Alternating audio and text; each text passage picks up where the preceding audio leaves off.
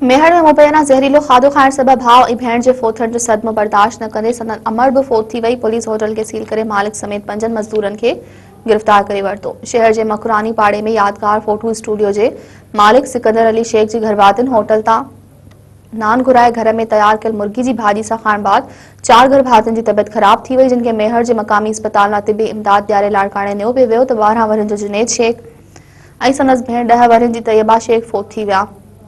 ॿारनि जी जुदाई सबब बेहाल थियल ॿारनि जी अमर रिज़वाना शेख जी तबियत ओचितो ख़राब थी वई, खेसि बि लाड़काणे नियो पियो वियो त रस्ते में ई फोत थी वई, जॾहिं त सिकंदर अली शेख ऐं संदसि पुट जवाद शेख खे लाड़काणे पहुचायो वियो, जिते डॉक्टरनि संदन पेट मां ज़हर कढी संदन हयात ई बचाए वरिती आहे, जिन जी तबियत सुधरंदड़ ॿुधाई पई वञे।